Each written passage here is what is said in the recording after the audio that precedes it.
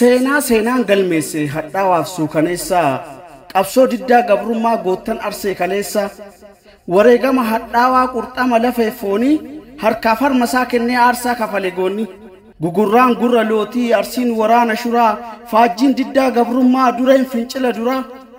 wareega moggoon qabne kafaluun lafeef dhiiga aanolee gatii baasan horteen leenjisoo diigaa bara korommiin arsee diinaan morma waluutee lola dibbeef albasotti miirreen ajjeeftee duute dilii diddaa gabrummaa gaafa duula doddotaa lola malkaa qalaxaa fi gaafa harwaa mommotaa goonni jaatanee bultumii wareertuu jaataneessee ilmaansaa waliin lolee injifannoo galmeesse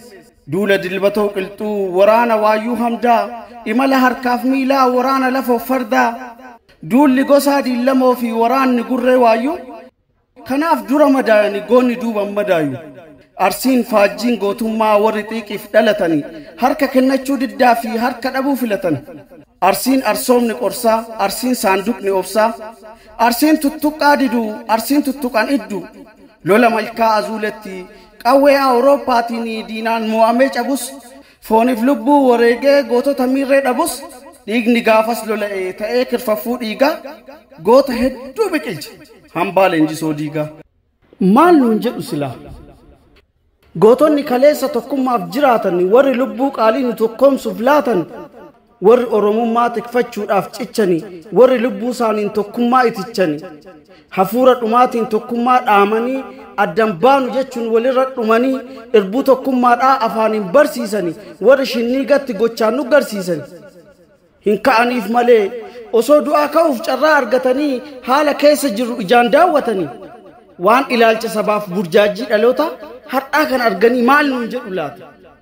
oromoof oromoon yoo kutaan wal qoodnu ilmaan haadha takka gaafa waliin oodnu riqichi tokkummaa lafeen ijaarame gaafa dhaloota kanaan dalla jijjiirame biqiltuu tokkummaa dhiigaan biqilchanii waadaa tokkummaadhaa kakuun itichanii guca kaayyoo tokkummaa nu darbe isaanirraa nuti dhaloonni qubee garam geessutti jirra isa hafuura dhumaan adaraa dhaammatanii garam geessina jenna osoo nu gaafatanii dhaloota waadaan beenne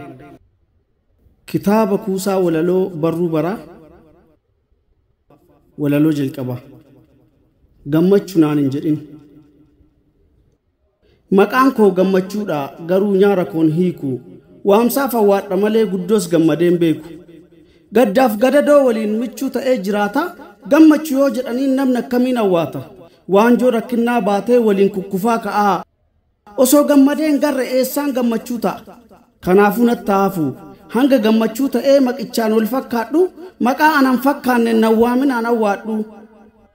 hamma maqaa hanqadhee hamileen koona cabee kan gammachuu naan jedhuuf erga gammachuu dhabee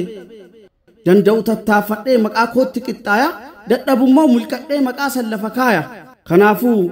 eenyummaan nama tokkoo gocha isaatiin ibsamaa warri nawaamuu feetanii gocha kootiin nawaama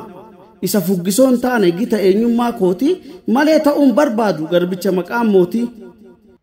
isa ergatee hin beenne kan ergamaa jiraatu isa gaaf mootii jedhani afaan banee awwaatu mootii hunduu ergatu waamee halkaniif guyyaa mootii san ta'uu mannaa maqaa dhabuu naaf hoyya galatooma